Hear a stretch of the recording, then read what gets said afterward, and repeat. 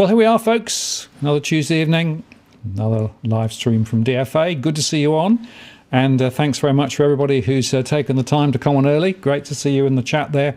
Loving some of the conversations. I think Robbie might be already watching some of the chat as well, so I wouldn't be surprised if he makes a few references to it on the way through. A lot of comments. I won't say hello to everybody because we'll never get on, but hi to Jason, Cookie Boy there I saw, and Nico as well, and Smooth Operator, and a bunch of others, Vanessa. Great to see you on, Zach, of course, as well. And some new names too, so welcome to you all, and thanks very much for spending some of your Tuesday evening with us. This will be a really interesting conversation tonight. A lot of things we want to cover. Some of them may be a little controversial. You know, Robbie, he can't help himself. But also there'll be some, I think, very important, themes that will come through again, which are very important for the future of Australia, which, of course, is what this is about.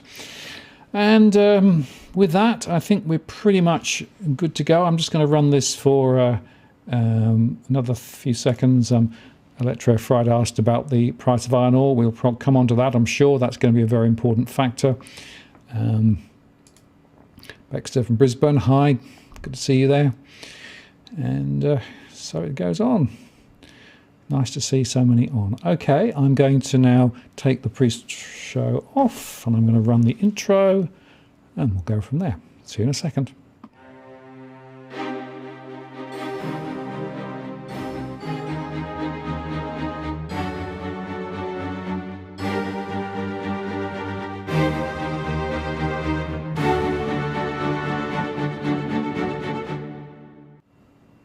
Well, good evening and welcome to this live stream event on the 21st of September 2021. What year am I in? I don't know. It feels like last year again.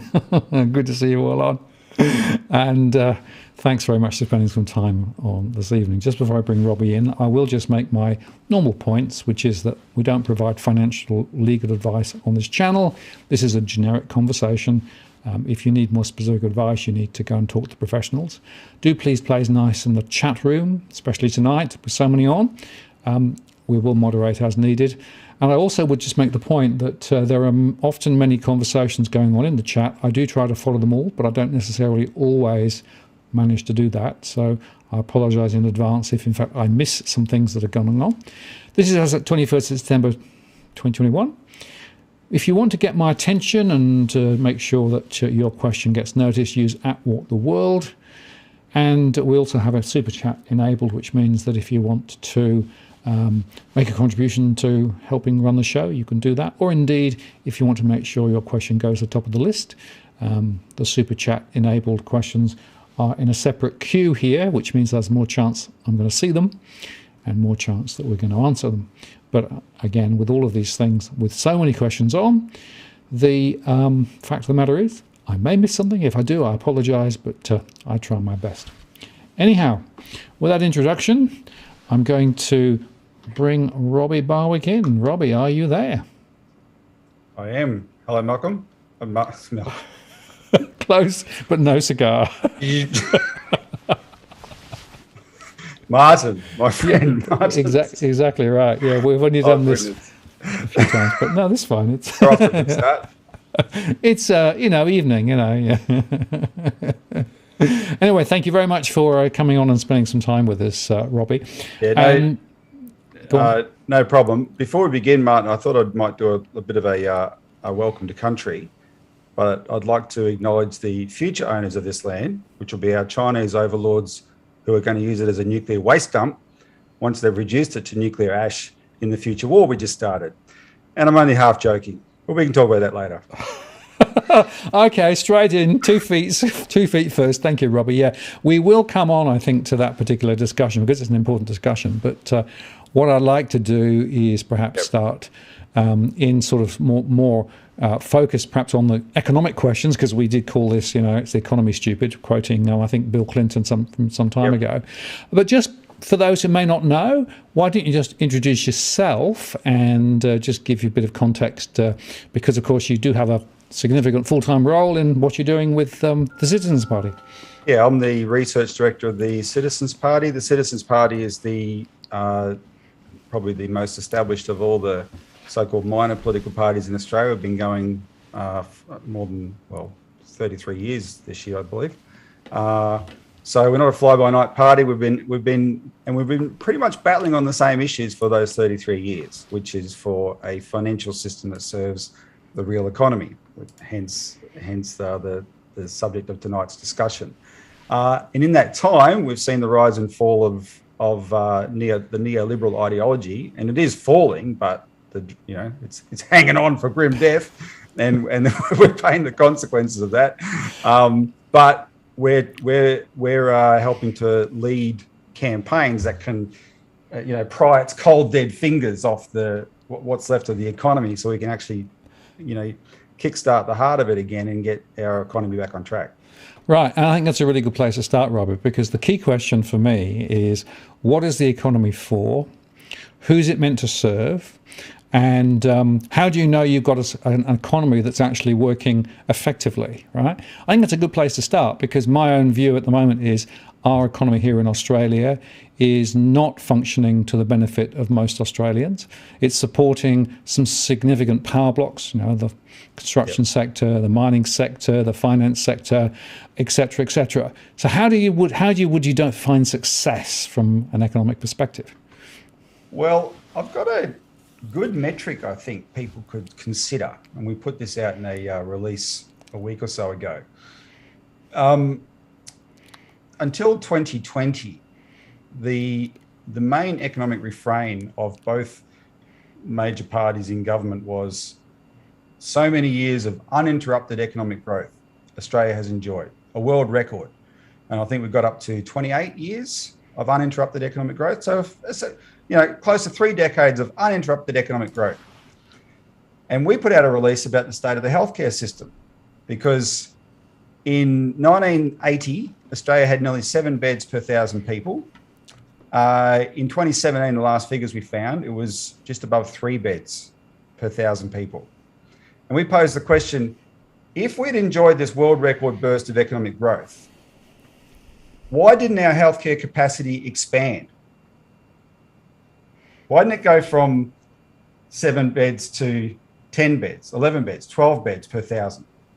Why don't we have well-equipped hospitals in every region of Australia? Doesn't matter how remote, with ICUs and all those kind of things, right? No. What we had, the same politicians telling us how much growth we had were telling us why we couldn't afford those things all those years. And for me, the question then becomes, what is the nature of the growth they're bragging about? And then, and you've kind of alluded to it.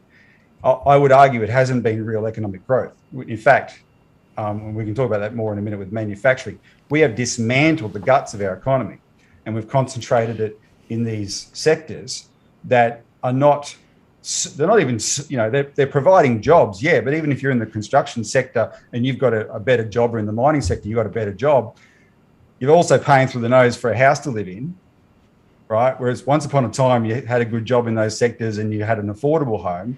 So it's the money you're making from your job is being extracted out of you through the banker-dominated financial system, through debt and all the payments you got to keep up. And it's not the economy that it used to be. And in fact, what we're suffering is a real lack of capacity. We are poorer, not richer. Doesn't matter if you've got a flat screen TV. What is our economy capable of, right? We are much poorer. And that's what we've got to wise up to. This is not an improvement, right? This is, we've gone backwards in a big way.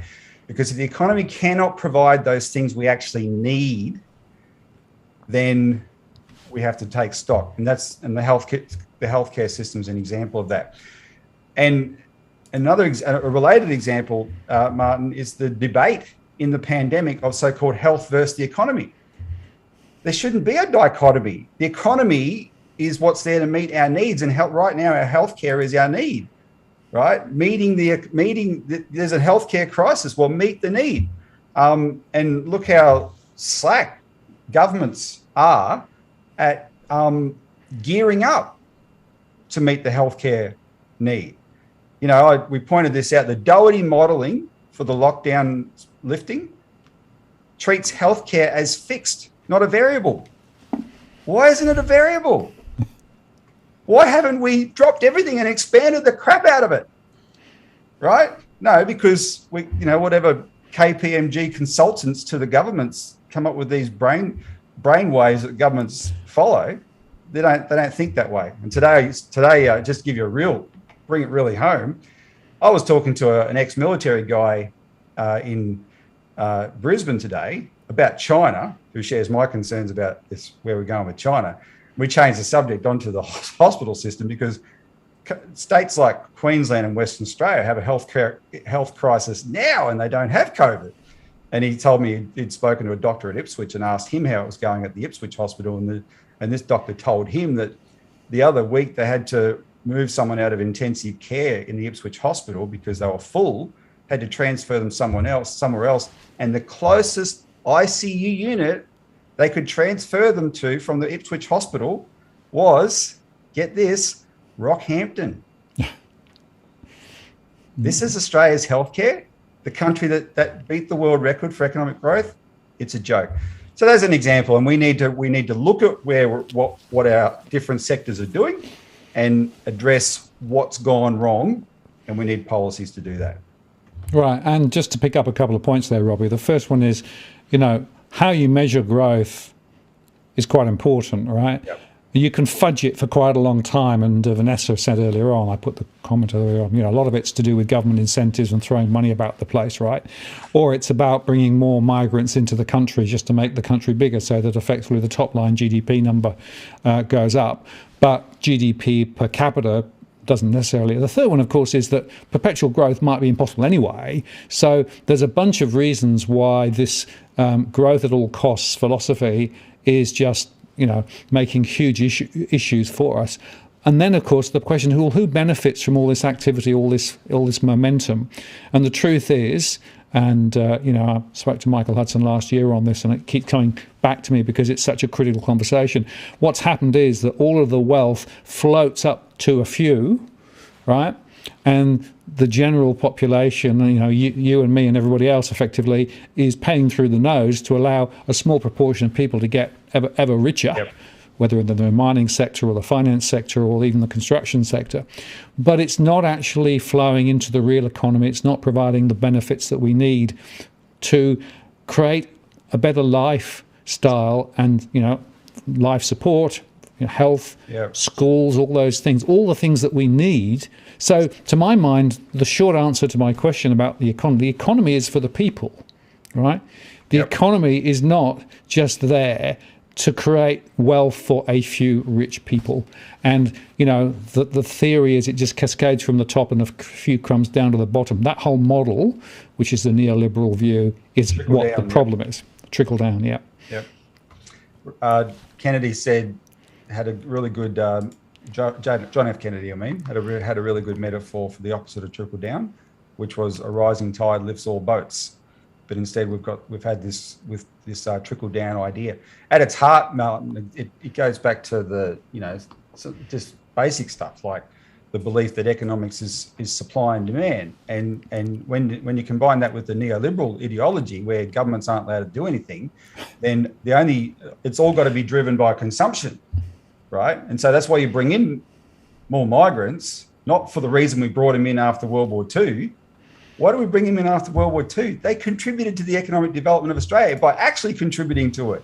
They helped us build the country, right? Now it's just bring them in, pack them into Melbourne and Sydney, and that's what was happening before the pandemic, and because they're going to consume more of what the only things we're willing to make, which is housing and whatever. Whereas we've long advocated the people metric of measuring an economy, which is we call it relative potential population density. If your economy is growing, then you can sustain a higher population density at a higher living standard. And that's not you can't do that if all the money just goes to the top. You're talking about where people are sharing the economic growth. And technology comes, you invest in the technology that allows you to make your life easier right? And you save labor, you have more hours of leisure and time to think and enjoy culture and all these sort of things. Have family time, and instead of the rat race that the neoliberal economy has engendered, right? And that's what it is. It really is a rat race, because people stop. Instead of the economy being measured at a people level, it started being measured in all these other things that, frankly, and they always called it GDP, but it's like you could fake the GDP now, right? The raw figures are there, but they don't tell you the story about what's actually happening until it's too late, and that's why, we got to look at the structure of the economy, right? Why is it not meeting these needs of the people? Even if you take probably the one part of the economy no one argues about, which in terms of its contribution, which is mining, right? Because that's what's left, and then mainly the industrial side of the economy, it's mining, and that certainly makes a contribution. But I don't know if I mentioned on your program before, but I remember reading the biography of former Prime Minister John Gorton, and how in his day there was an effort to invest in manufacturing in Australia so that we weren't just exporting raw materials. Because if you're exporting raw materials and not value adding to them here, you're actually denying yourself real wealth, real national income. And the figures, I've memorized them and I'll never forget them, and I cite them often because it's just mind-blowing. The big issue was the aluminium industry then, because we had Weipa, the biggest bauxite mine in the world. 1 million tonnes of bauxite in 1970 earned Australia $5 million. Processed once into alumina, it earned $27 million. Processed again into aluminium, it earned $120 million. And processed finally into aluminium products and earned $600 million. That's the difference between the final product and the raw material. And that was a cabinet paper in 1970 that had those figures. And that government invested in what was set up the Australian Industry Development Corporation to develop industry so that we could start accumulating that wealth here in Australia, right? And that's what we got rid of in the last 30 years. And it's great. We make, when China's prepared to pay through the nose for iron ore, we're getting a windfall, but we're actually not. In terms of the wealth we could have in Australia, we're not. And so it's things like that. Knowing that, then you re-look at the economy and going, what do we have to do here? And give you one example, Robbie. We have the rare earths which we mine here in Australia for, the battery industry, right? Yep. What happens is we mine them and then take them to China or somewhere else so they can go and make batteries, and then we go and buy batteries from China, which means that all of that added value is actually not coming to us. We're actually paying a lot more than we should for our batteries because it has to go offshore and back onshore again, right? And that's just a simple example. The same thing. We send out. We're a lithium producer. Send it out and it comes back. That's one of the battery ones. The value adding part we're missing out of is massive in lithium. Massive. Yep. But So the question then is this a political setting? So in other words, have decisions been taken that we've ended up, or is this a factor because we are effectively exposed to global competitive forces and global wages, and everybody argues, well, it's too expensive now to do things locally, right? It's much cheaper just to sort of throw them overseas and then go buy them cheap, right? Is that what's driving it, or is it an ideological issue, do you think? Well, it's both, but the ideology was spread globally, Martin. That's the problem. It kind of happened all around the world at once. And, we've documented this in great detail. The short version is 1947, there was a monumental meeting which no one would appreciate. And it was in Switzerland, a place called Mont Pelerin. And that's where these Austrian school economists and some unreconstructed European aristocrats who had been backers of Mussolini and the Bank of England got together. And the Austrian economists were people like Friedrich von Hayek. Milton Friedman was there. and they set up this organization called the Mont Pelerin Society.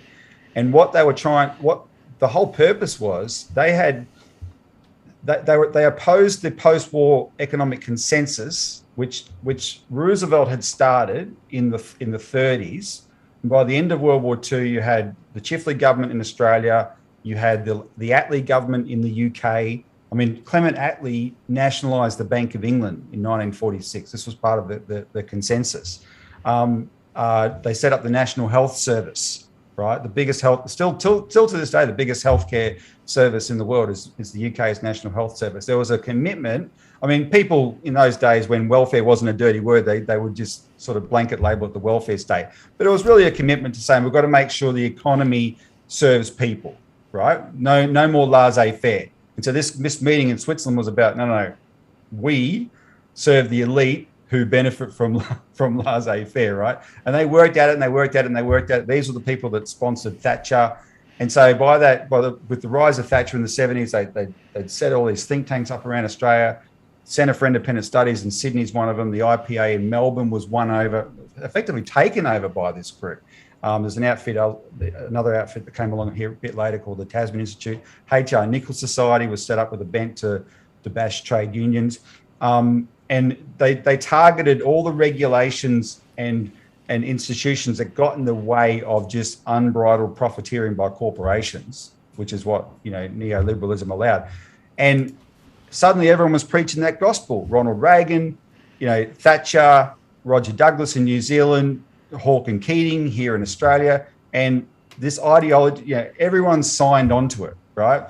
And once it was globally signed onto, then these liberal economic doctrines reappeared. Josh Frydenberg to this day keeps referring to it when they talk about manufacturing. There'll be a discussion in the federal government about manufacturing, and Josh Frydenberg says, but we must pursue our comparative advantage. And what comparative advantage means, that the comparative advantage was an invention of the economists of the East India Company. Because the East India Company ruled the world and they destroyed China's textile. China had a fantastic textile industry. They destroyed that, made the Chinese, the Indians. The Indians had a textile industry. They made them grow opium. They took the opium to China and made the Chinese give them tea. They took the tea to America. They got slaves from Africa and took them to the Americas to trade for sugar and cotton, and took the cotton back to Manchester so that virtual slave labor could make it into clothes. And that's how they had an economy where every part of it just specialized in one thing, comparative advantage. So in this modern world, New Zealand's contribution is dairy and probably sheep. Ours is whatever and minerals. China's is manpower. And you can't have functioning nations. You've got to have this globalized system. And it doesn't work. It should never have even been considered because there's all sorts of questions of sovereignty and whatever involved. But the slightest thing goes wrong and it breaks down, and supply chains are vulnerable and all those sort of things. So that's the lesson this has taught us, but we need to rethink that ideology. And so far, all I've seen is in this context of the pandemic and supposedly learning those lessons, I've seen a lot of lip service paid to it. But certainly this government and people like Frydenberg, they don't want to give up that ideology. So you've got to rethink the ideology, realize what it is, and then go back and going, I don't think you can snap your fingers overnight and get our manufacturing back. But I tell you what, you can have that as an intention over time, but there's some things you can do straight away to encourage innovation and that potential in Australia, which is huge, right? The potential is enormous, and we could really start to make this sector flourish again. Right, and you're talking about something really important, right? Which is this idea of the global economy and all those things, right? And we've got, of course, things like the World Bank and United Nations and these other global institutions all espousing in various versions the same stuff, which is the same neoliberal stuff that you're talking about, right? But of course, they all come from a particular set of cultures and a particular ideological standpoint, which means that they keep saying all the same things, right? And so that's one of the things that I think people sometimes don't fully understand just how entrenched this philosophical viewpoint is, institutions which are supranational as well as actually at a national level. Yep. Well, and especially in our countries, we've been used to sort of going along with global agendas, but do pay attention to the fact that outside of our countries, outside of the countries that we see, that we perceive, that the media talks about, which tend to be the white English-speaking countries, there's a much bigger world out there. And there's been long-standing ideological battles with those countries and these global institutions. And the big one right now is there's one country that's changing the rules. And the neoliberal ideologists don't really like it because, China embraced free market policies, but only to the extent that they serve China's interests. And it just so happens that we used to treat the free market the same way. Private enterprise is great, but the free market cannot dictate to the national good. And China's success is encouraging other countries around the world to want to do business with China. And so the World Bank has competition now through some of these financial institutions that come from China or the Asian that China's a part of, Asian Infrastructure Investment Bank, the BRICS New Development Bank, etc. There are alternatives now. The economic development of Africa has accelerated enormously in the recent period around kind of the infrastructure investments that China has been prepared to make there.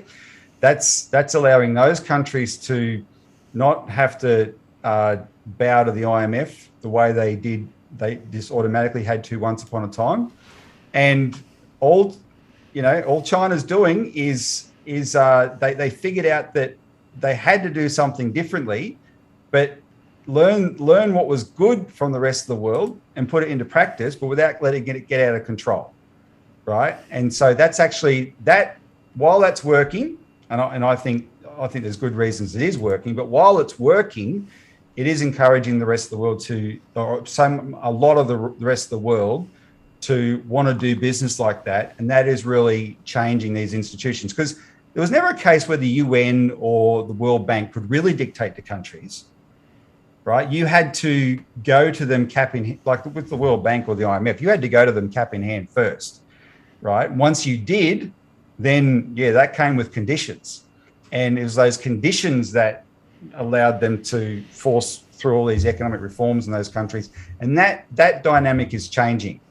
One of the points that we've always made, Martin, is that the recent success of China, actually look at what it did. It's what we used to do. It's what the United States used to do. It's what Japan, China openly learned from Japan, learned from Singapore, learned from Australia, learned from the United States. It's working. Let's go. That's worked for them. Giving it up hasn't worked for us. Let's go back to doing it again. Right. And one of the interesting questions, of course, here is the role of finance in the finance sector, right? Yeah. Because obviously, if you're going to do new stuff and if you're going to, build for the future, you have to be able to finance it in a way that makes sense. And it's interesting to me that a lot of the excuses about we can't afford to do this or that or the other, right, is, again, it's an ideological standpoint which probably doesn't really, stand looking at particularly hard, but it's still very much pushed there. But the question then is, the finance sector, does it get in the way? And if it does, how do we solve that? Pull the pin. It certainly gets in the way because they want it all their own way. Now, so people who are familiar with the Citizens Party will know that when we talk about national banking, we base it on the ideas that the originator of those ideas was the inaugural US Secretary of the Treasury, Alexander Hamilton, right, who was the first Secretary of the Treasury under George Washington. And in in Hamilton's day, when he set up the first bank of the United States and invented essentially this concept of national banking, he was at war with the private banks. And in fact, to this day, JP Morgan in New York displays the pistols that Aaron Burr used to kill Hamilton in a duel. I kid you not, they display them because they're proud of them, because the bank that Burr founded, called the Manhattan Company, eventually evolved into what is now JP Morgan.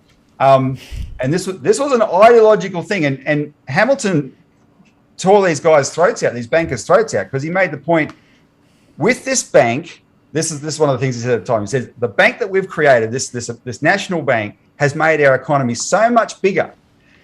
Your part of it is bigger. This is what he's saying to private banks. Your share of the economy is bigger than it would have been without this national bank, but you don't have a monopoly.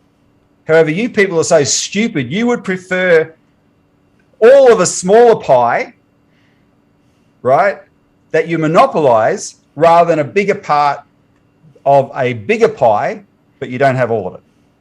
And that's been the ideological battle for 230 years or so, right?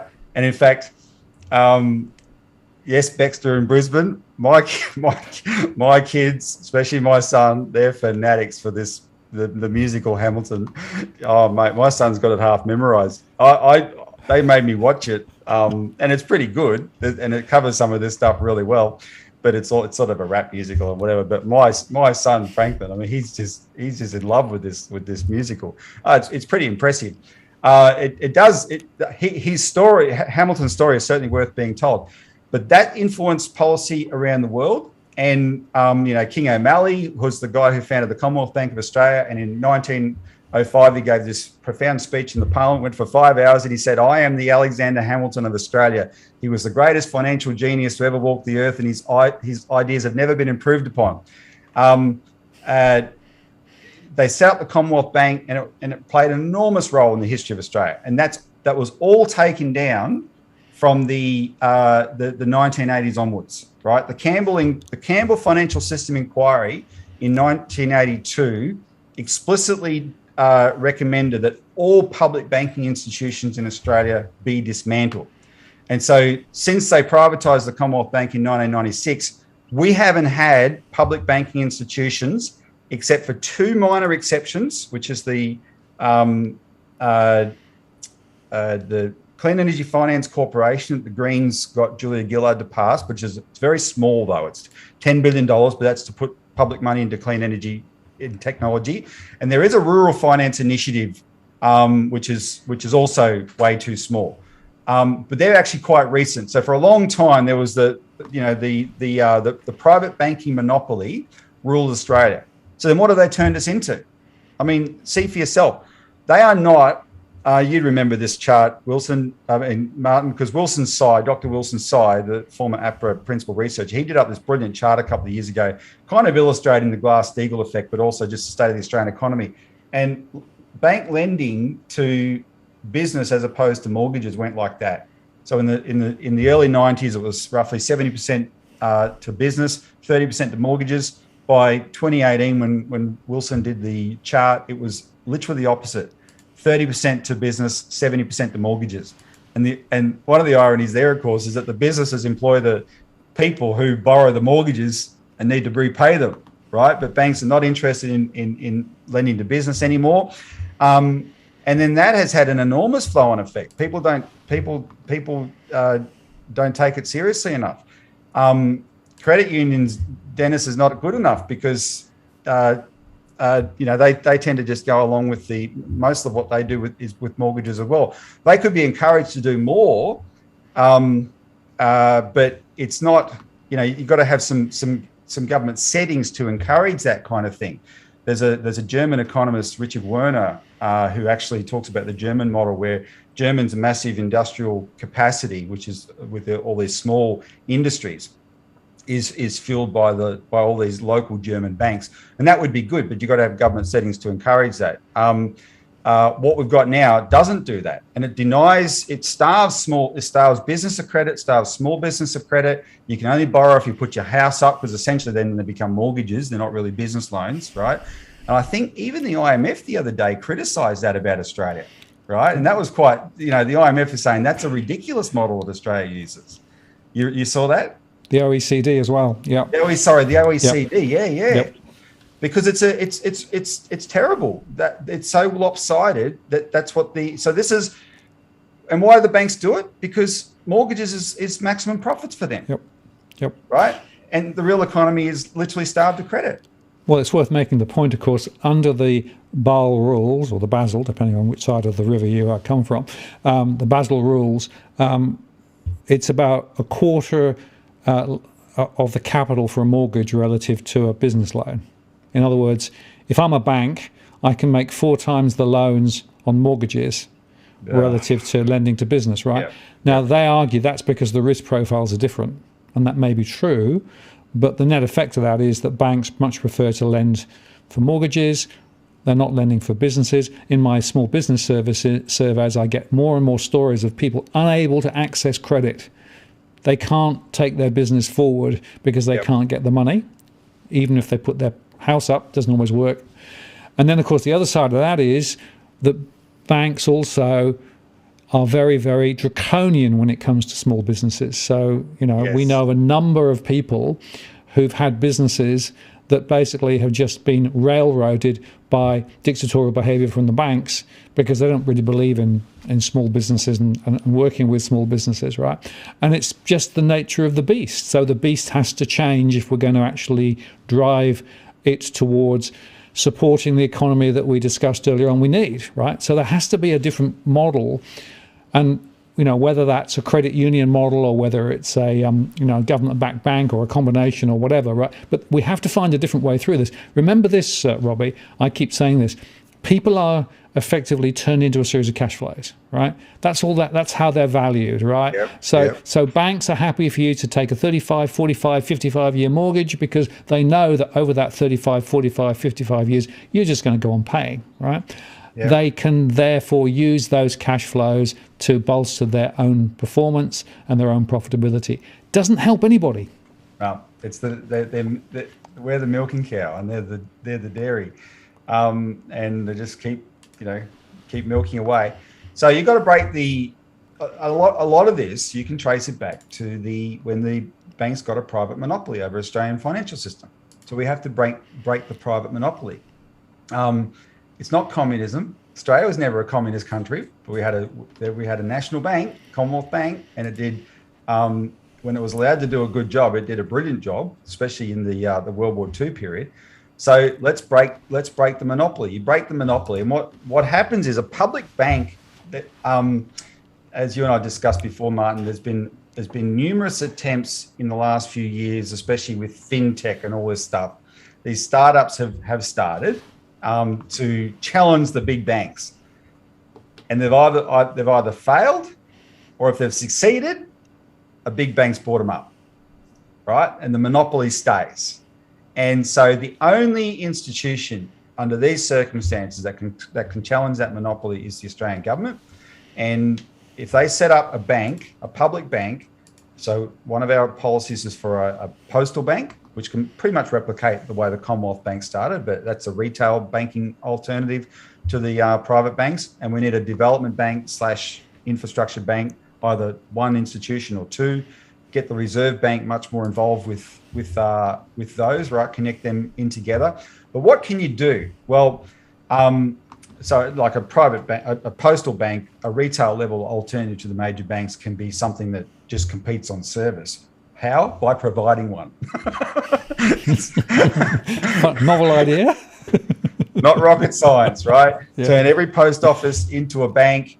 Your deposits are guaranteed because it's the government who owns the bank, right? The government's not going to go broke.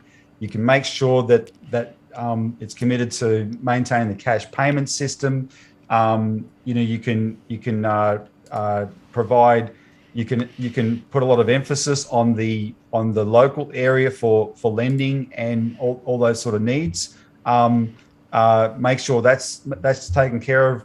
Revive financial services infrastructure in the regions, etc. That's what that kind of bank can do. It would absolutely flourish.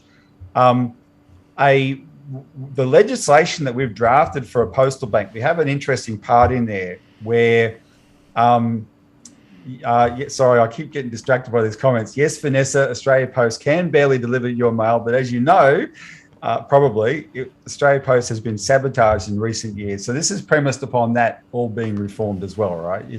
If the Australia Post could go back to delivering the mail if the government wasn't committed to sabotaging it. So the same government that would be prepared to start a postal bank would be prepared to stop sabotaging Australia Post. I doubt if we'll get Christine Holgate back, but you never know. A big enough offer, we might be able to.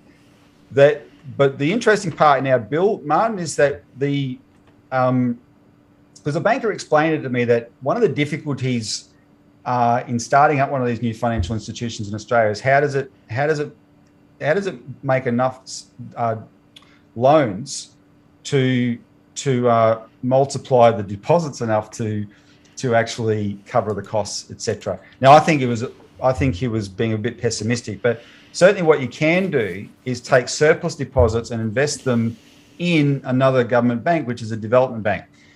And when you have a development bank, I tell you what, this is where banking and business, small business, farming, industry can fit like a glove, because one of the things that business needs is that a guy working 9 to 5 who's just borrowed money to pay a mortgage doesn't need as much is flexibility, right? Because business, especially businesses like farming, can fluctuate. And one of the people that I've been in dialogue with this is a lecturer at the Queensland University of Technology, Mark McGovern. I'll give you a call out, Mark, if you're watching. Mark's made a few submissions to some of these inquiries we've encouraged people to make submissions to, but he's quite an expert in this area, and he points out that you can have, just take farming, right? A development bank that's there to lend to farming. It can be flexible in loan repayments. It can be flexible in interest repayments, because some say the Western Australia wheat belt is going through a hard time and the farmers there are in great difficulty. There might be a drought or something. What the private banks do under those circumstances is mass foreclose, and it's carnage in the wheat belt. It happened back in 2012. It was ridiculous. It made Rod Cullen a political figure, what the banks did in the wheat belt in Western Australia, because he was one of the places that the farmers that got foreclosed on. This was before the Royal Commission, when the government banned it, or the Royal Commission recommended they ban it. The banks would whack the farmers with penalty interest rates. So they already can't pay their debt. Suddenly they've got to pay 20% interest. This was just bastardry. A development bank, a national development bank like the old Commonwealth Development Bank could say, well, yeah, the WA wheat belt guys are having a bad time.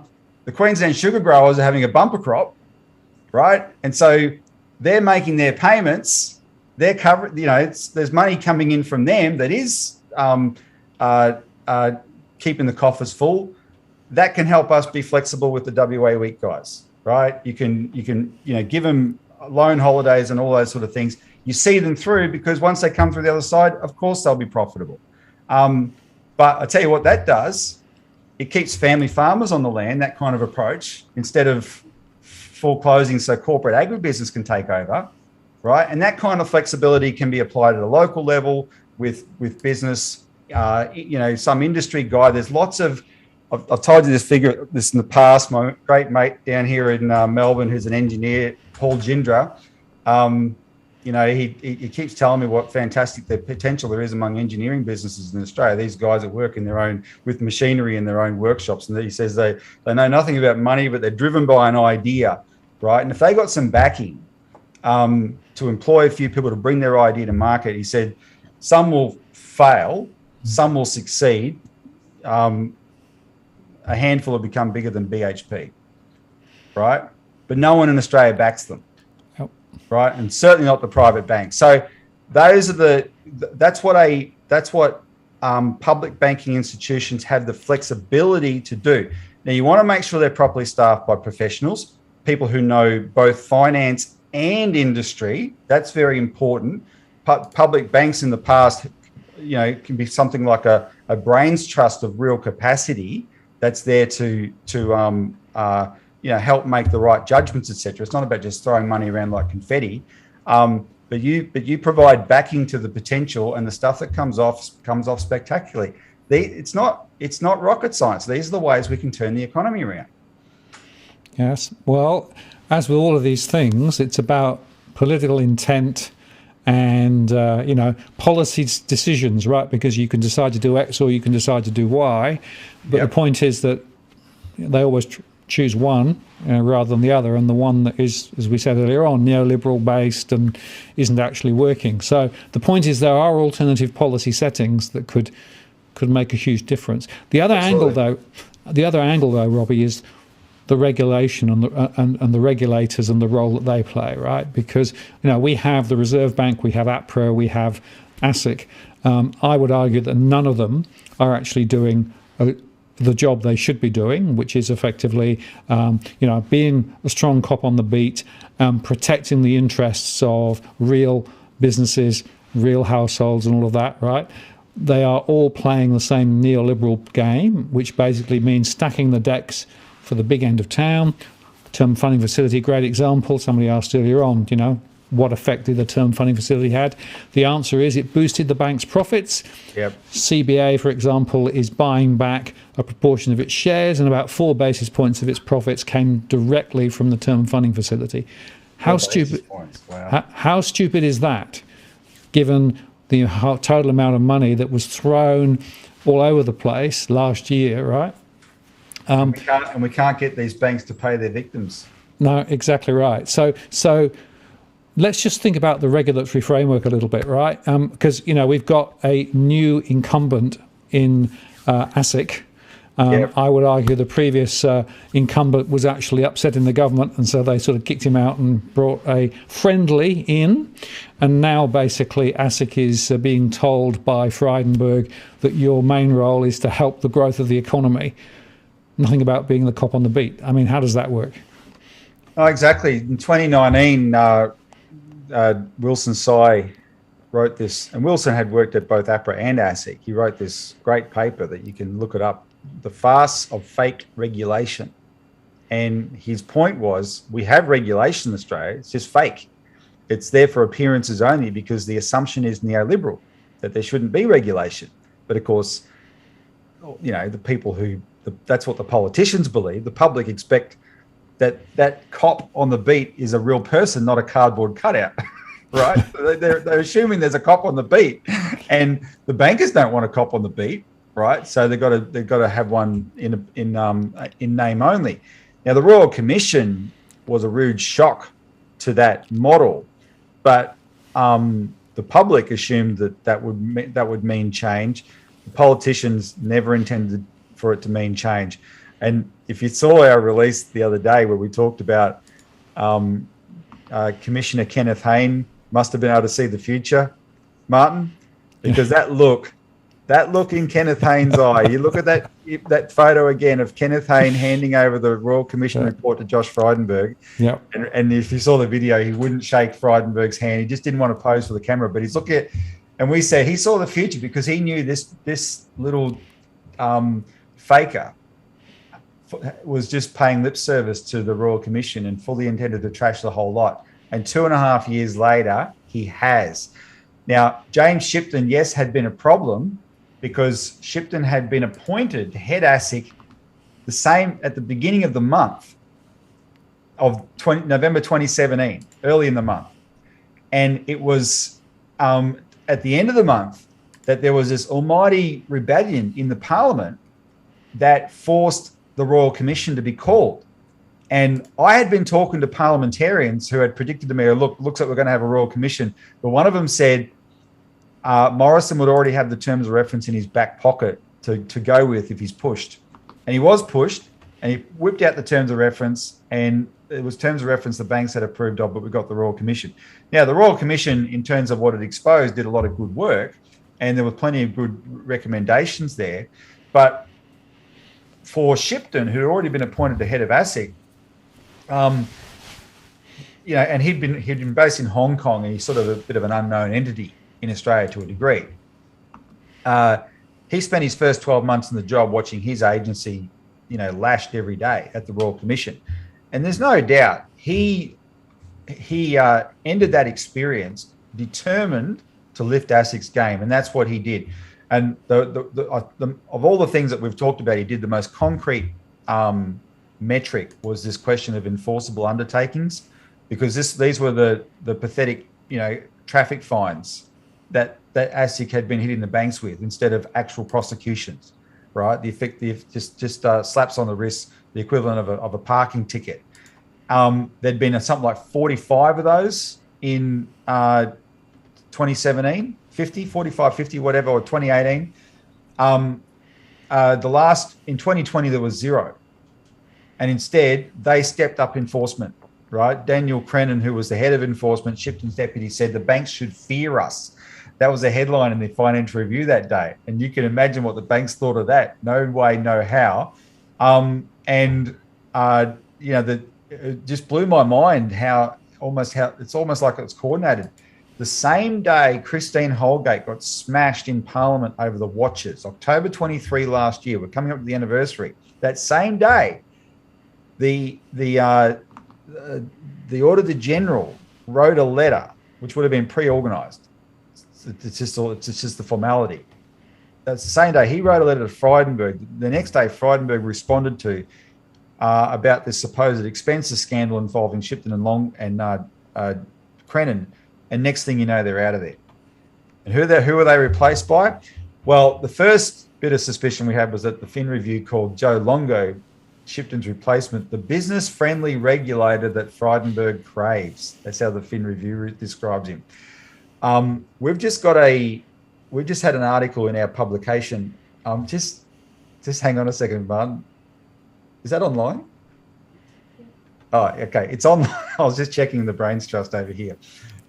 It's online, so you can go to our website. It's called Josh Frydenberg's White Collar Defender, and it's an article about Joe Longo, because what the author Melissa Harrison did is she dug back through articles going back 30 years. Joe Longo is a poacher turned gamekeeper twice. And it's not just it's happened twice, it's the circumstance in which it's happened. So back in the day, Joe Longo was Alan Bond's lawyer. And he was crying foul that at ASIC's prosecution of Alan Bond. And, back in the 90s, people might remember those days. There was a lot of attention on Alan Bond and Christopher Skase, and they deserved to be, because they had cost a lot of people a lot of money. But there was a lot of attention on them, and they really were pursued. And I remember the way they pursued Skase over there in Mallorca. But this was a big deal. Joe Longo said he complained there had been an overreaction to white collar crime. Right? What does he do? He ends up going and working for ASIC and joins ASIC's enforcement. He becomes head of ASIC's enforcement. What happens to ASIC's enforcement under Joe Longo back in the late 90s and early 2000s? It became toothless. In the year 2000, Adele Ferguson wrote an article just how weak ASIC had become under Joe Longo as the enforcer, right? He defanged ASIC in those years, deliberately defanged ASIC. So voila, 20 years later, here's Shipton and Crennan ramping up enforcement, upsetting the Treasurer, who has no intention of changing the fakeness of regulation in Australia post the Royal Commission, just intends to trash it. Who does he bring back? The same Joe Longo. And now Joe Longo made it clear in the Fin Review the other week that enforceable undertakings are back. He said that this famous phrase that the Royal Commissioner Kenneth Hayne had said to ASIC, "Why not litigate?" He and Sarah Court said, the new deputy said, "Oh, why not litigate has had its day." What, 2 years? 2 years of why not litigate has had its day, right? It's all over. The intention of a proper financial system or a properly accountable financial system post the Royal Commission, it's all gone. And what happens is, people who follow our campaigns might know we've been talking about some bank victim cases again, or financial victims in general. And there's this case in Western Australia with these elderly people in the Sterling First scandal. And these were people that their lives are ruined. It wasn't a get-rich-quick scheme they got into. It was just a practical way to downsize their homes and prepay the rent for the rest of their life. They did not think they were investors. They were just prepaying rent for the rest of their life. for 40 years or the rest of their life, whatever comes sooner, you know, for all of them would have been the rest of their life. And the whole thing was a scam. Now that involves the banks on the periphery. They certainly had a hand in that, but they're not the main driver. This is just the people running this particular thing were just, you know, financial Ponzi merchants, you know, going way back with wreckage in their wake. But ASIC knew their track record, but didn't warn these elderly people, didn't provide them the basic information, which is ASIC's job. Its job is to inform the consumer. That's what the legislation says. It didn't inform these people that they were signing up with guys who had a string of financial wreckages in their wake. And so the lesson there is, because Josh Frydenberg and Scott Morrison, to protect the banks, keep the regulator weak, it can't even do its basic job in the rest of the financial system. It's weak across the board. I don't think Josh Frydenberg or Morrison have any reason to protect these Sterling First directors. They probably wouldn't even know who they are. Maybe they do. I doubt it. It's just that they want a weak regulatory system to protect the banks. Nothing gets in the way of the banks having unbridled profits, right? And that puts the rest of us at risk. And it's that kind of risk that, you know, most of us aren't going to think about because we think it won't happen to us. When it does happen to us, it destroys our lives, but it's always it's a small percentage of the public. But it's big enough that, you know, you can get a royal commission out of it every now and then. And I interviewed another victim on our show, Wayne Ditchburn from down to Ulladulla there on the south coast. You know, and listen to his story, what he went through in his fight for the banks. There's thousands of these bank victims out there, but there's not 20 million Wayne Ditchburns. There's tens of thousands of them. There's enough of them that you can find them if you're looking for, but you don't have to be confronted with it every day. So you can forget about that it's actually happening, but if it happens to you, you'll know about it, because these banks destroy your life if you're unlucky enough to get involved in something that they want to exploit. They'll destroy your life and they'll get away with it. And then you'll realize how important this issue of financial regulation actually is. And so we really do have to clean that up. And what we're trying very hard to do is get a Senate inquiry up. As you know, Martin, the makeup of this Senate right now is quite interesting. There's enough goodwill and honesty in there on this question of the financial system that even though people might think we have inquiry fatigue, we were pretty happy with how the Australia Post inquiry was handled by this Senate. If we can get a Senate inquiry into ASIC and the financial system and the government's response to the Royal Commission, and the senators get to write their own terms of reference, and that's really key, not a terms of reference the banks approve, their own terms of reference, we can open the book quite fundamentally and really make some of what Josh Frydenberg's done recently blow up in his face. Absolutely. Well, we'll watch that with interest. You know, there's definitely, we know that people power can make a difference, right? Sure. We've already shown that a few times on cash bans and things. So another good example. And just before we move on to the next conversation, I want to just touch on responsible lending, right? Because one of the things that was brought in after the global financial crisis was obligations. This is ASIC brought it in, obligations on banks to make sure that the loans were not unsuitable, right? And they've been in for a number of years. Of course, the government tried to remove them earlier on this year, and again, it was blocked in the Senate, right? But this is another example. If in fact those responsible lending obligations are taken away, once again, people will be completely exposed to whatever the banks choose to do, because they will have no protection at all.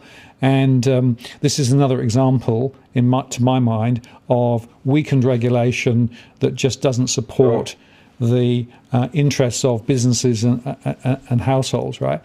But again, this is another touchstone, another example of the trajectory that we're seeing from the Treasury and from the Treasurer, right?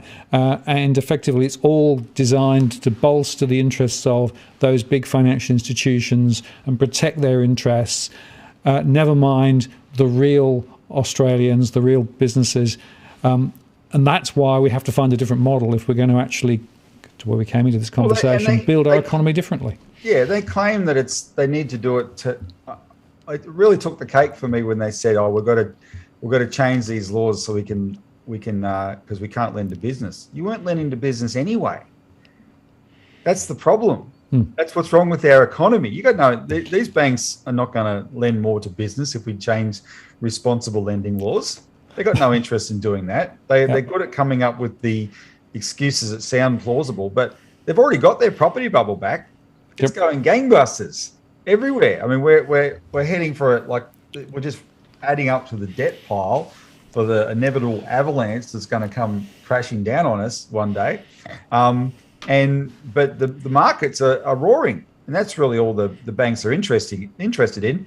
There may be a question of volume. The last time I had a briefing from an expert, I think it was Edwin Almeida, gave me a briefing from the Sydney real estate market, and volume potentially was an issue. So that the banks might be concerned in that area, but in general, what are the actual constraints on their lending? And James Shipton really made himself unpopular with the government when he said there's no economic reason. The excuse the government says, we need to improve the economy. He said there's no economic reason to water down responsible lending laws. It's just, this is anything that smacks of effective regulation in this country, the government is determined to dismantle. Absolutely. Well, that's why we need a different mode of engagement and a different model for the economy. And by the way, a more strategic view, that's the other thing that I always come back to. A lot of the stuff that's done is just election cycle to election cycle, right? It's about how do I get re-elected? And obviously, if you aren't in power, you can't do anything. But on the other hand, if all you're doing is plotting to get re-elected next time, then nothing really changes.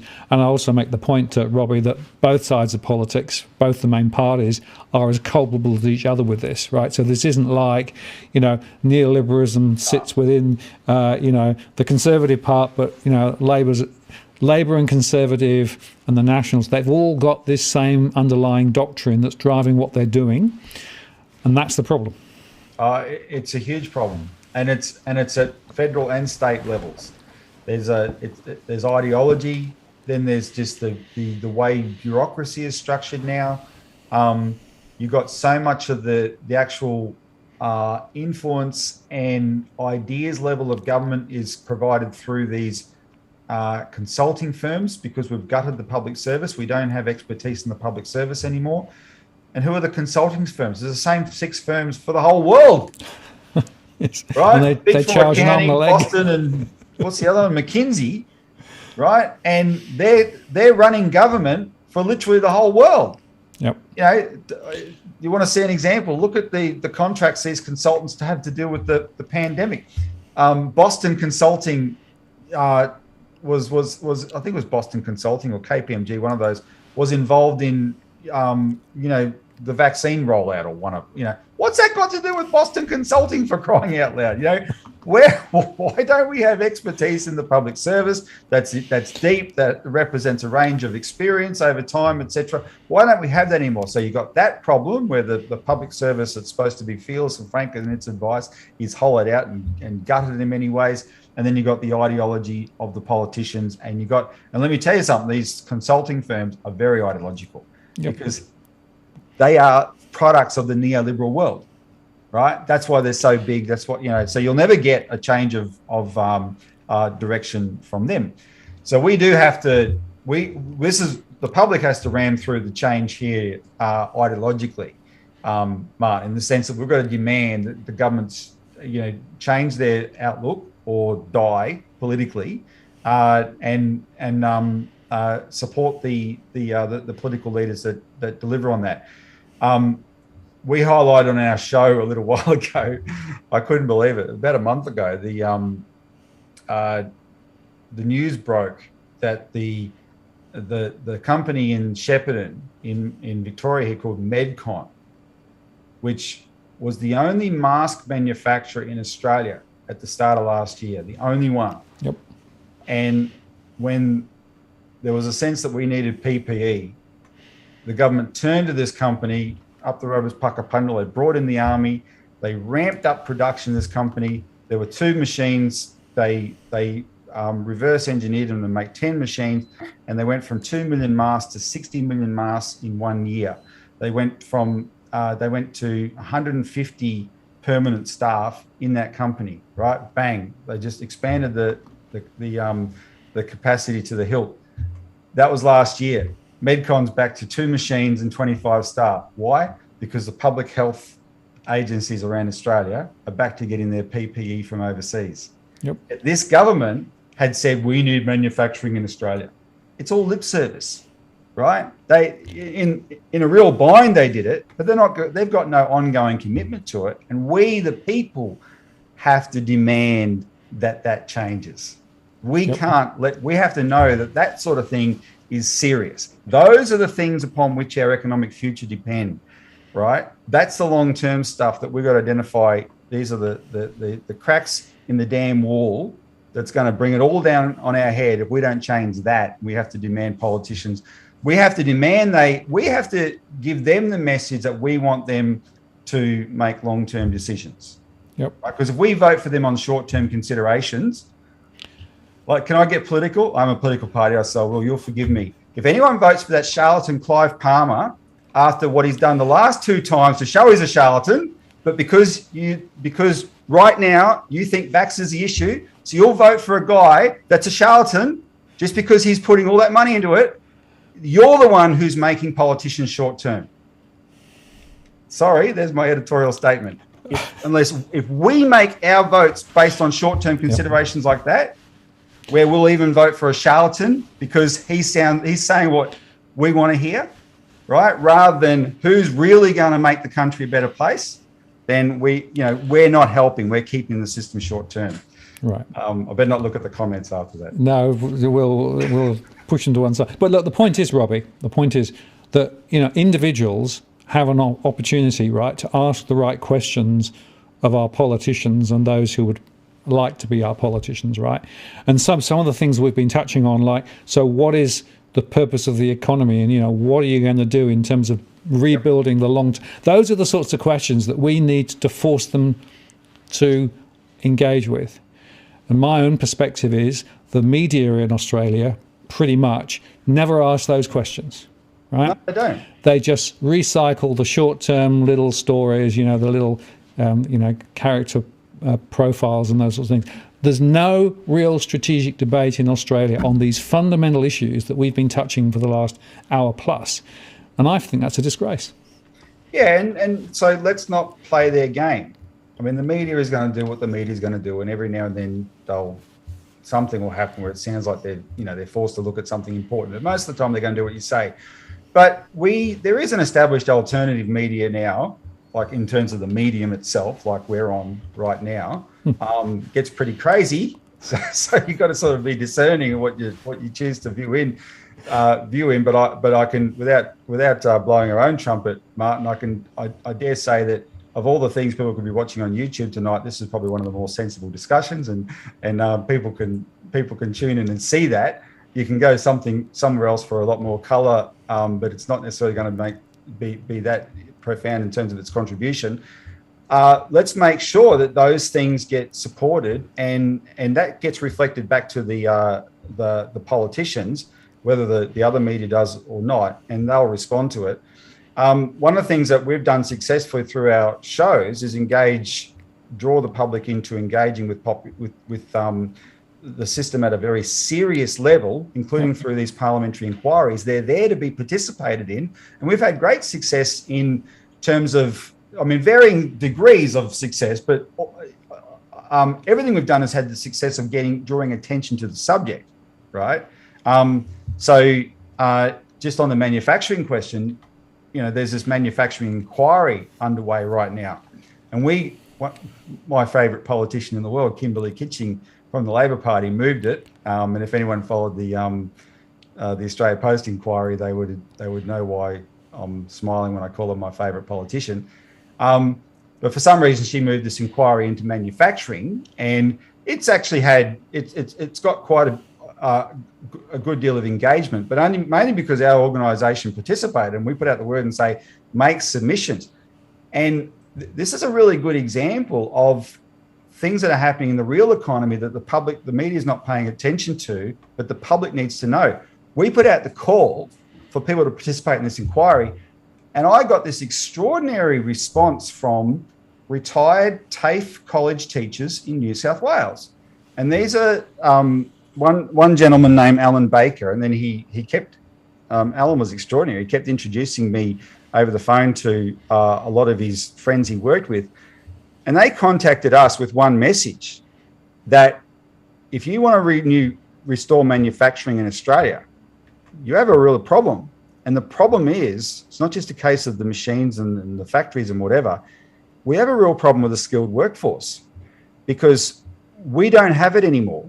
And worse, we don't have the skills training anymore. Because once upon a time, that was an uninterrupted supply of skilled labour came through. You had factories with apprentices, etc., but you had the TAFE college system with really skilled people to hone the skills of the skilled labour, and it was a huge infrastructure right across the country. Right, Keating and Hawke did the tariff reductions, etc., that started outsourcing all our factories overseas. That gutted the manufacturing itself, and then Howard came along and made the TAFE colleges have to be half self-funding. And suddenly, a machining apprentice has to pay through the nose for his own course, and they stopped doing it. And 25 years later, there's huge consequences. We do not have the capacity to train if we want to expand manufacturing in Australia. If these politicians get their damn war, when we'll have a bigger supply chain problem than we have now with COVID, and we have to manufacture to save our life, we won't be able to. This is as scary a problem as the fact we've only got 20 days fuel supply in this country, which is a crazy enough problem that we get by with when everything goes perfectly. But when it goes pear-shaped, that's a huge risk. This is a huge risk. These are the serious risks in our economy, and nobody knows about it. And when this guy, Alan Baker, called me, got in touch with me, he sent me an email. He said, I really need to tell you about this problem. He said, he said, you need to call me now because I've got a terminal illness. I don't know how long I'm going to live. And that really got my attention. I thought I better call this guy now. And Alan, he laid all this out to me. He made a submission to the manufacturing inquiry. He contacted all his friends. He contacted ex-students who are running machining, engineering businesses in Australia. These are people that work with the most expensive, sophisticated machinery you could possibly think of, with tolerances and fine settings that can. He explained to me, we've got machines in Australia that could slice a human hair lengthwise 50 times. Those machines must be operated by highly skilled people. You don't have an option. You've got to go through a lot of training before you can operate that kind of machine, right? And these are the guys who used to provide that kind of training. And that's all gone. And so his ex-students who are running these machines, they will rather give up a machine in their business than give up a labourer, give up a worker, because the worker is more valuable. And you cannot replace the worker. You could put the machine out to, just put the machine on furlough for a while or sell it or whatever, right? But the worker is more valuable. And all that we need in Australia, we assume, will just come from overseas, right? And it's crazy. The vulnerability, the entrenched vulnerability in our economy is crazy. That's what we need to make sure demand politicians focus on. Yep. These engineering guys running these businesses have gone to their local politicians to try and explain to them just how dire the situation is, and the local politician doesn't get it. They just don't get it. And so, we've got to get the word out there and get people to realise there's all the things you could focus on. Some things are more fundamental than others, and we've got to draw a lot more attention to those fundamental things and force the system to look at it. Yeah, I'll give you an example, Robbie. In the UK at the moment, they've got issues with the supply of gas, or the cost of gas, so that effectively two plants that actually manufacture fertilizers can't afford to manufacture because it's too expensive, right? As a result of that, they're now not manufacturing CO2, and this CO2 is required, for example, It's used in stun guns in abattoirs. It's used in food preparation, and so there's a cascading knock-on effect. Yeah. Effects, right? And the point is, nobody understands how all these things hang together, right? Until something goes wrong. And that's the problem, that we don't have enough understanding of the risks in the system, right? Until it's too late, and then of course, you react and try and deal with it. But everything became this one guy. There was this one guy that's been running our economy all these years and fixing everything. His name was Justin Time. Justin Time did everything. He was a Superman, the Superman of the economy. Justin Time. Exactly. Well, Justin got COVID. He's in intensive care, and we're stuffed. Well, I assume Justin Time is related to She'll Be Right. Absolutely. And there's consequence for that. Absolutely. All right. Well, we've got 15 minutes to go, Robbie. Sure. I think we should probably drift our conversation towards the China axis, right? And there's a couple of issues that we sort of probably should come to. The first is, I think, let's talk about the subs and the nuclear. And in fact, earlier on, Electro Fried put up a super chat. So we're staring down the barrel of recession. Depression in China goes through a period of economic slowdown, and imagine our largest trading partner reducing demand, not just on, will hurt.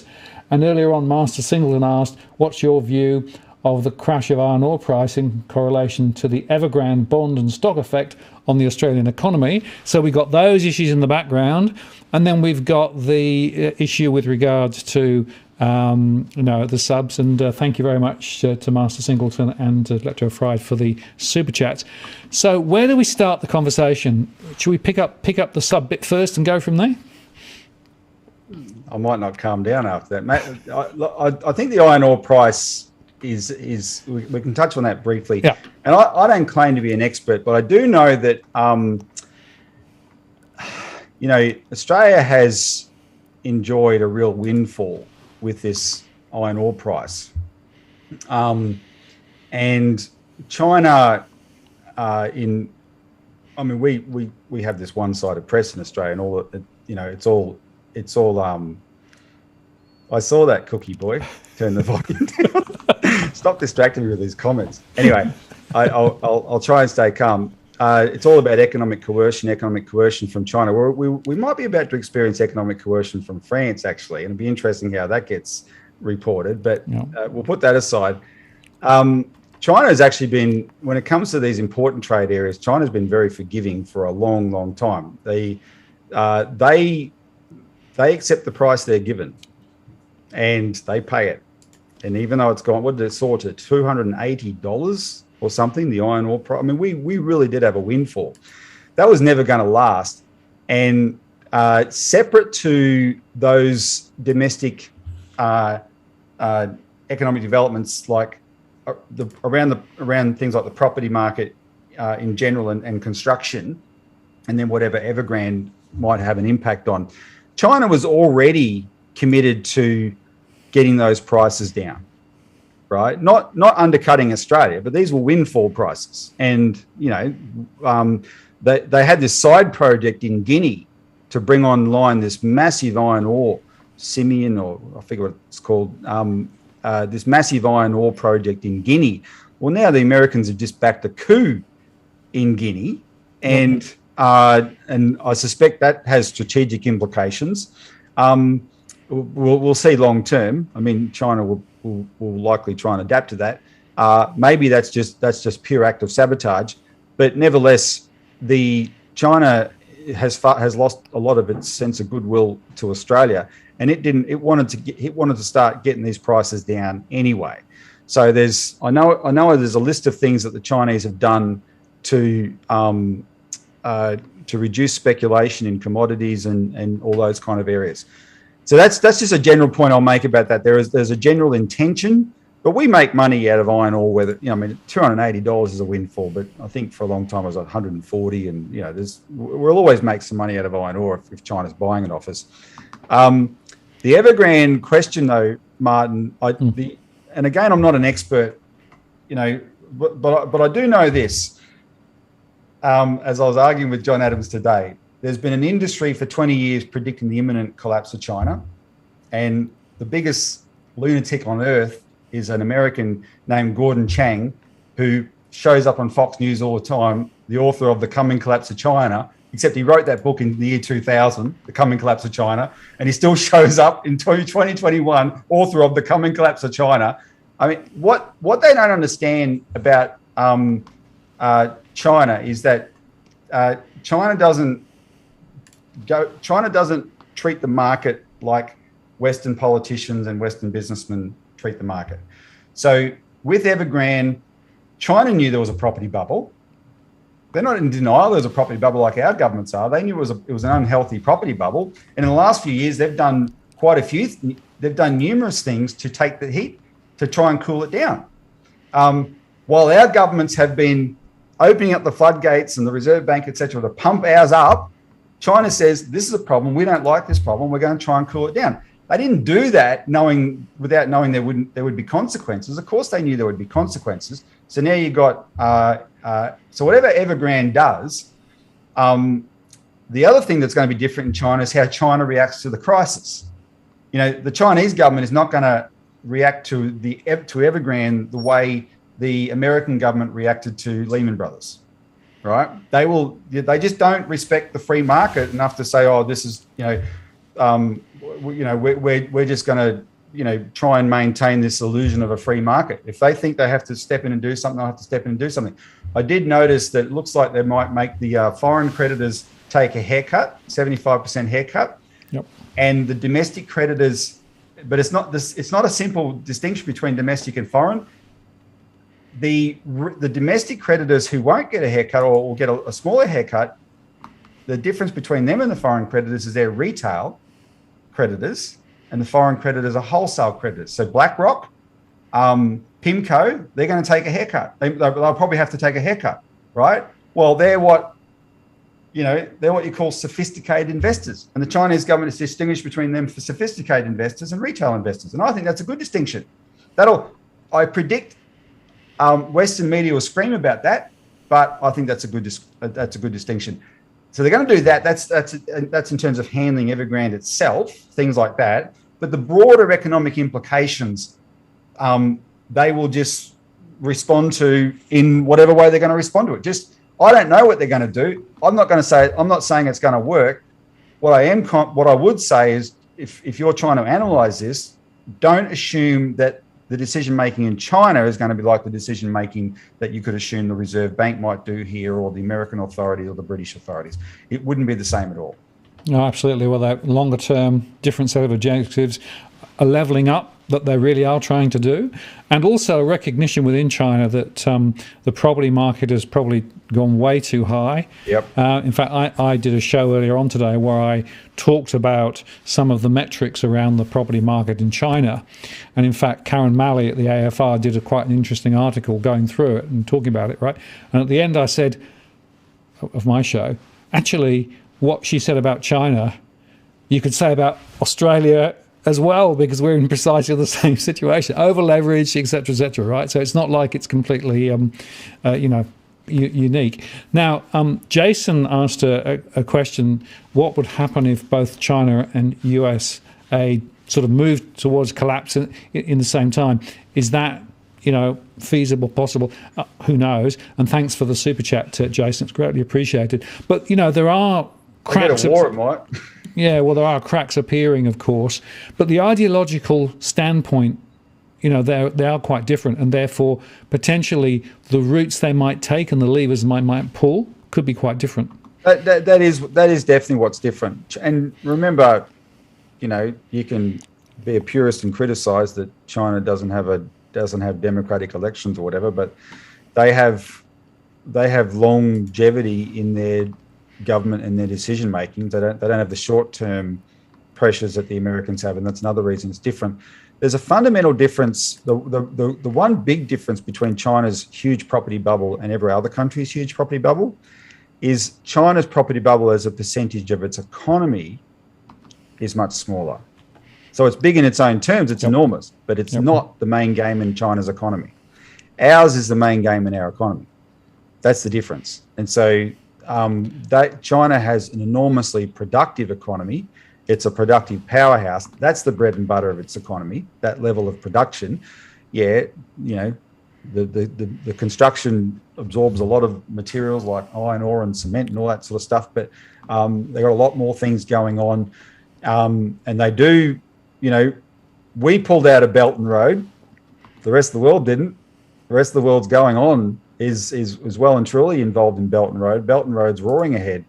The G7, you can have it, if you remind yourself of the G7 picture from England a few months ago, and they sat around there, the table, the G7 countries, and they're talking about how do we compete with China's Belt and Road. And first you've got to remind yourself there's about 200 countries in the world, and this was 7 of them. And almost, there's only one Asian one there, Japan, right? The rest of it, the makeup of the G7 is in many respects a bit of a joke.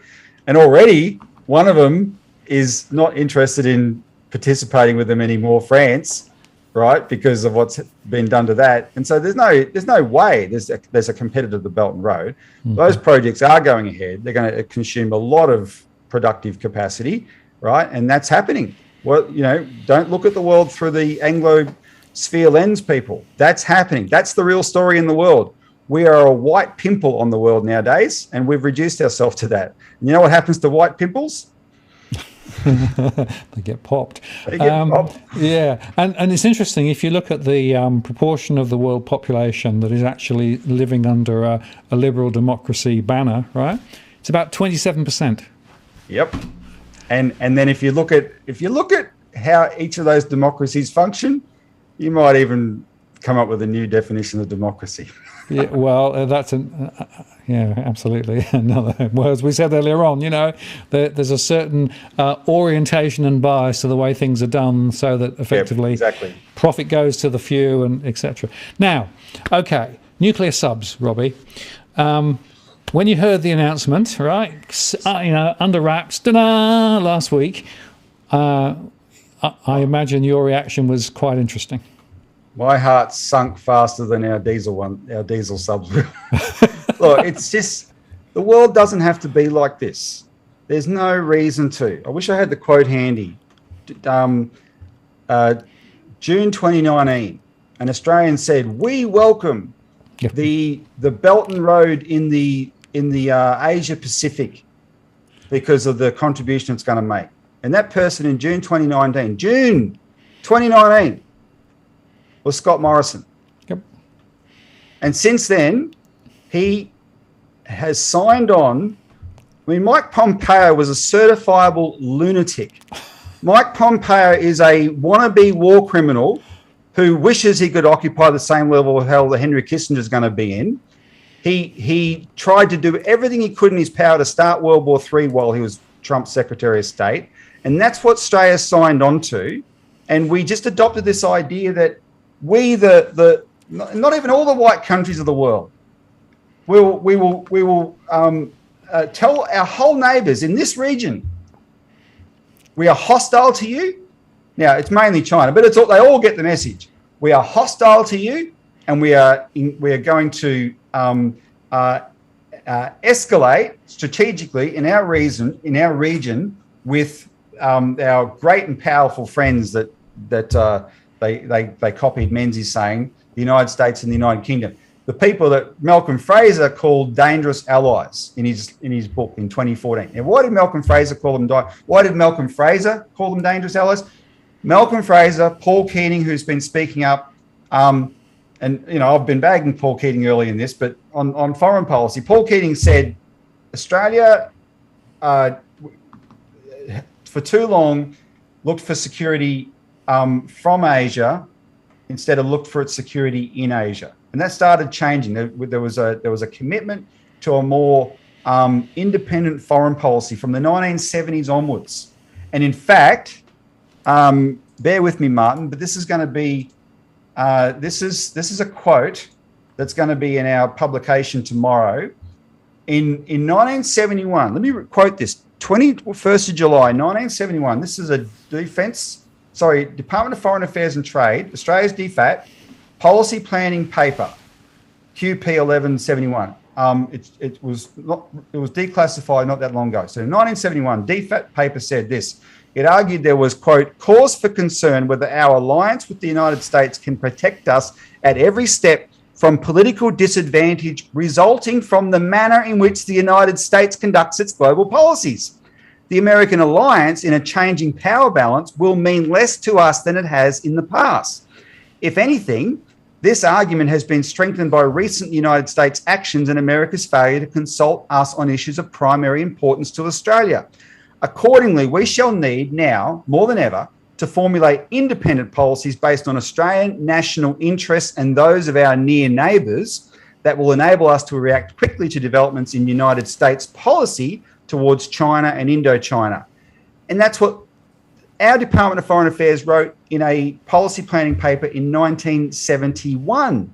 That was under the McMahon government, I believe, a Liberal government, right? And then most people of a certain age will remember what Whitlam was like and trying to forge this. Malcolm Fraser was part of that. That generation wanted to become more independent. That's all gone. I'm in discussion. That quote is written in an article by Australia's former Deputy Ambassador to Beijing in the 70s and former Ambassador to Iran in the 80s, named John Lander. I'm in discussion with people like him and people of his generation who were involved in foreign policy in Australia, who just looked at the world completely differently. That level of self-respect, that level of confidence in our region, that's all gone. And we've bought into this line, which is us Australians saying that we buy into the idea of Pax Americana. And Pax Americana is the idea of an American empire, which we call more rightly is really an Anglo-American empire.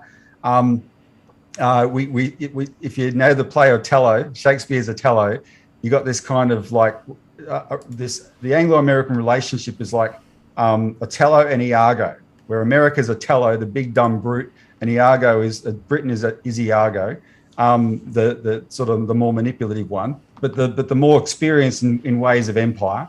But in 1992, Paul Wolfowitz actually enunciated it. It was called the Defense Policy Guidance. He said, from now on, American foreign policy must be geared to preclude the rise of any rival military or economic power. In other words, there will only ever be one sole superpower. Our foreign policy is geared at making sure there's only one superpower in the world, right? So through self-inflicted policies, America destroyed itself, bankrupted itself fighting wars, gave Wall Street speculators the run of its economy, and literally destroyed itself.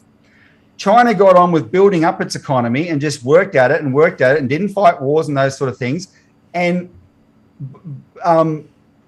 China has risen, America has decayed, and now in the last 5 years or so, America's just been completely alarmed. Oh, we're about to be eclipsed. That means we must go to war. No, it doesn't. You don't have to. You can accept a multipolar world. You can accept the world's changed, but only if you're not a lunatic. Only if you would accept it if you're not a lunatic. If you're going to be committed to this lunatic idea of a unipolar world and you can't back it up, except in one area where you exceed the world many times over, which is military spending, then you're going to go to war, right? And we, instead of being what does a good friend do to a friend who's a lunatic? Slap them in the face and give them some advice. A bad friend kisses their ass.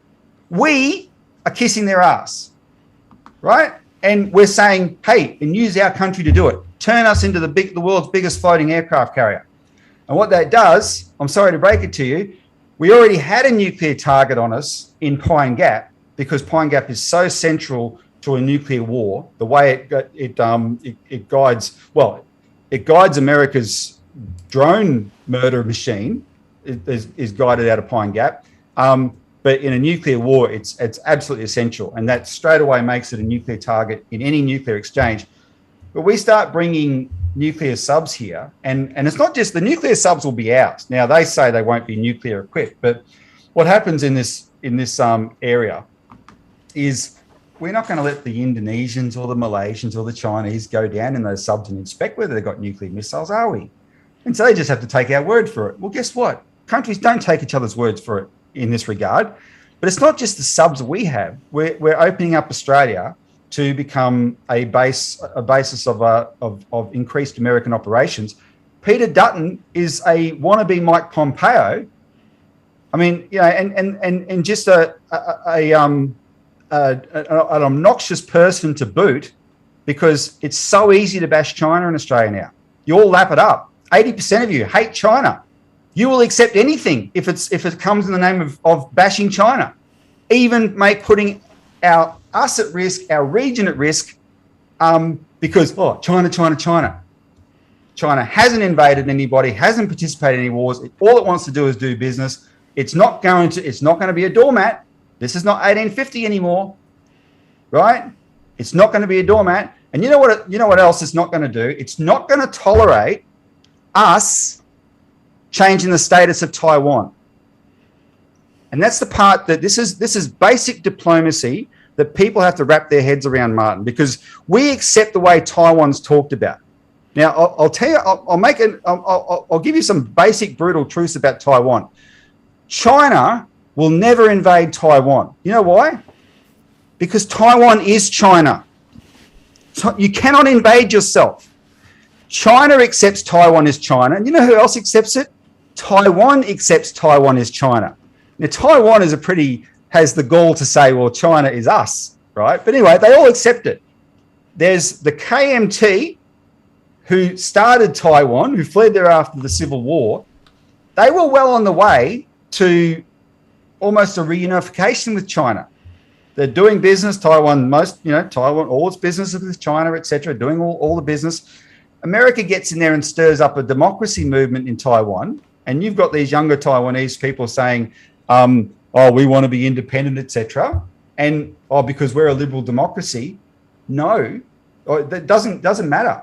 A country is not going to give up its territory. America fought its worst war, not World War I and World War II. Its worst war was still the Civil War, most bloodshed, because Abraham Lincoln wasn't going to let the South secede.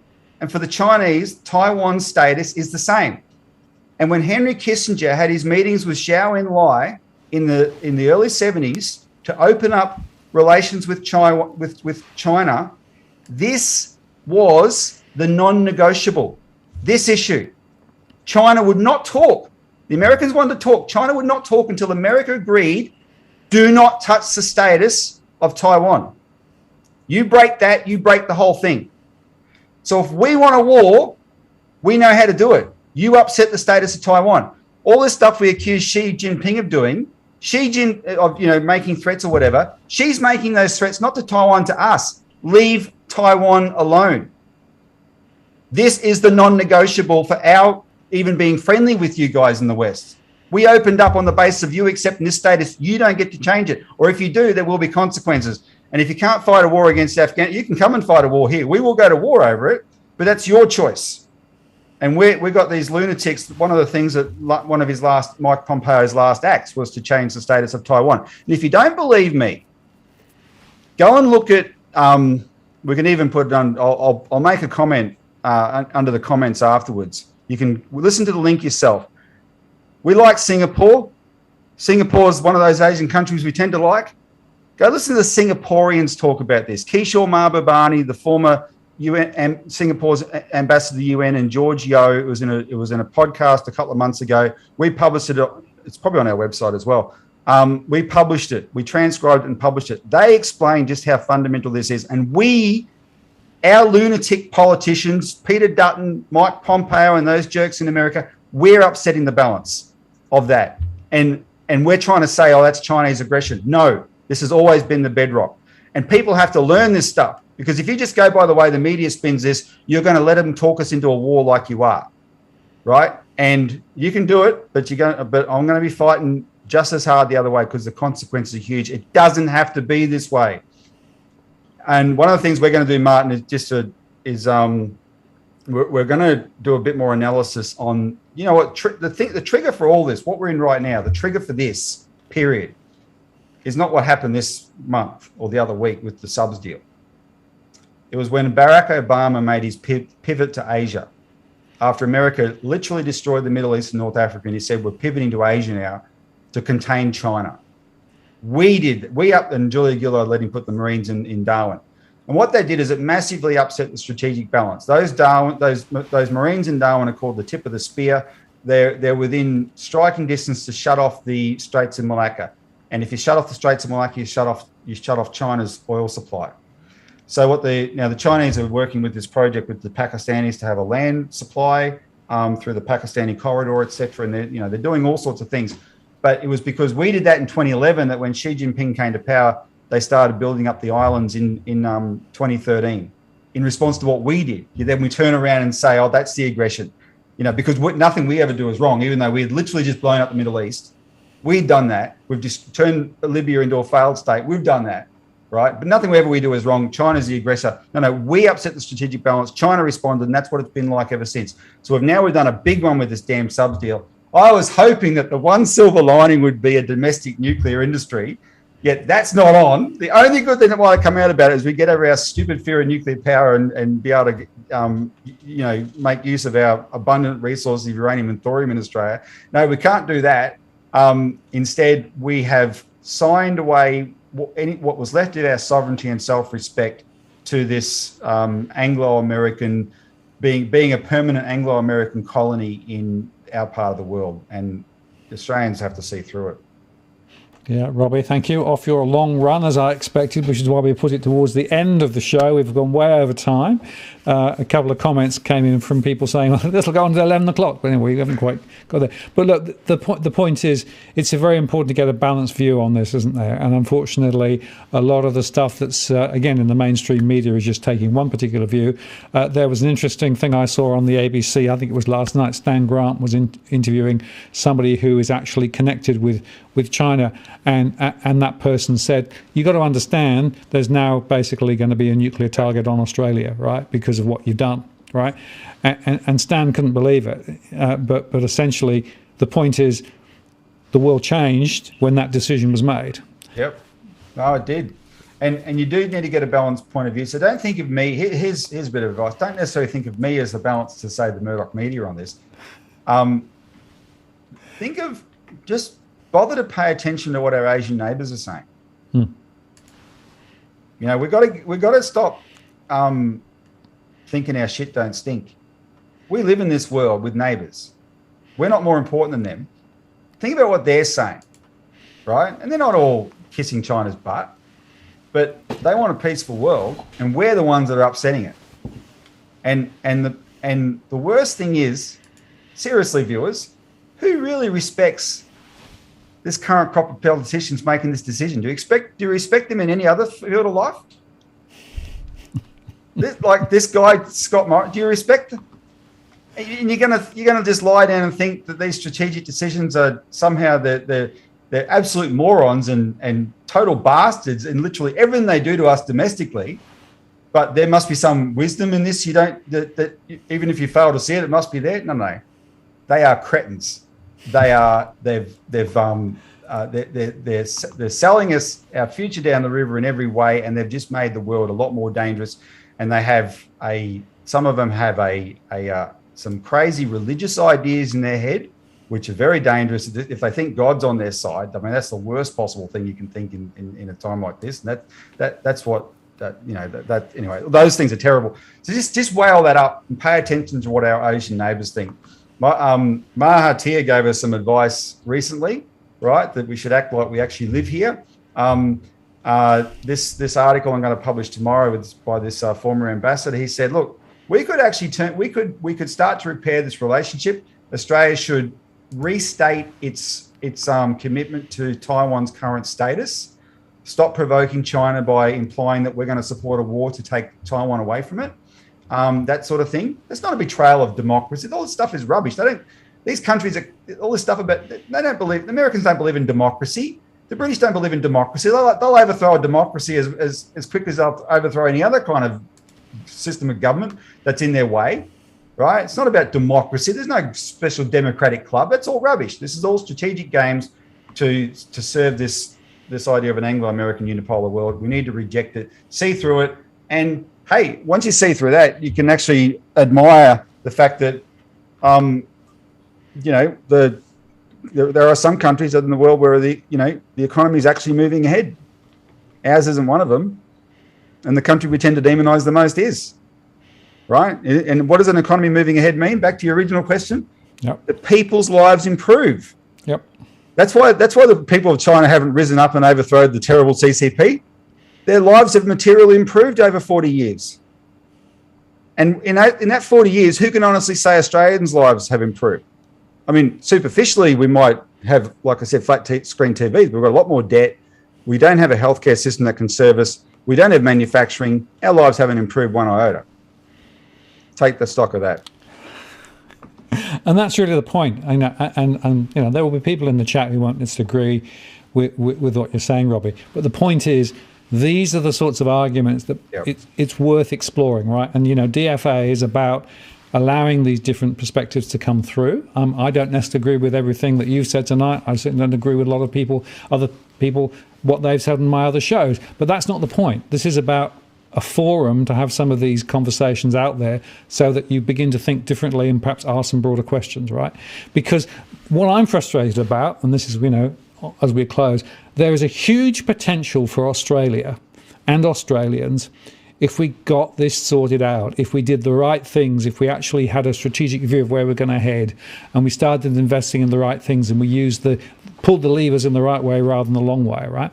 The last 20 to 30 years has been an absolute disaster, right, in terms of not taking us to a future that is sustainable, nor is it one where the majority of Australians can really benefit. There has to be a different recipe, a different approach. And some of the things we've touched on here tonight, in my mind, are some of the DNA that we should be thinking about and talking about and pushing forward to effectively be able to turn the vision into a different perspective and real vision, and then follow through. And that's one of the things that I try and propagate on this channel, because I'm very, very passionate about wanting Australia to be the best it can be. And at the moment, it ain't. And you do a good job. So thanks for the opportunity, Martin. And I might have been a bit intemperate earlier. I withdraw the term stupid in relation to the opposition to nuclear power. In case that might have offended anybody, I still think that's wrong opposition, but that's a debate perhaps to be won. But I got a bit intemperate there. But otherwise, no, this is a great forum. Thank you very much. Well, thanks for your time, Robbie. And look, there's a bunch of questions we didn't get to. We'll have to have you back on again. And I do want to go into more detail with regards to the whole power, energy, Sure. Yeah, that was the original plan, wasn't it? Well, that's where I started the conversation, but we sort of didn't quite get there when we actually fired off. But look, I think this was a really valuable conversation. We'll put links and things below if people want to. You guys. Yeah, some of the things I mentioned, I'll link to. Yep. If anyone has a really burning question, when you do the post the video proper in the normal YouTube links questions, just put in the comments, and I do go through them the following day when I can, or in the next few days. I'll try and answer them directly, or at least say enough that you can hold it over till the next time, and I'll put some of the links of the things I mentioned. Excellent, Robbie. Well, thank you very much for your time this evening. Really appreciate it. And your passion comes through, of course, and people love it or hate it depending on which side of the fence they're on. But that's at least you don't just sit there blindly, spouting stuff. You've got. I don't have an opportunity to, because for hours before the show starts, I'm getting pot shots from Cookie Boy on Twitter, and he's stirring me up for hours ahead, and I'm thinking I've got to keep this under control until the allotted time. Yeah, well, you did very well. So thank you very much. I'm going to take you off stream now, and I'll close the show. So thank you very much, and hopefully see you again soon. Definitely. Cheers. See you. Bye-bye. Well, there you are, guys. That's pretty much it for tonight. Thank you very much for staying with us through to the end of the show. Just to tell you that next week, it'll be an economic and market discussion with Damien Klassen, Investing Today. Very, very interesting time to have him on. We'll have a further update, of course, with what's happening in China and property and all the other things there.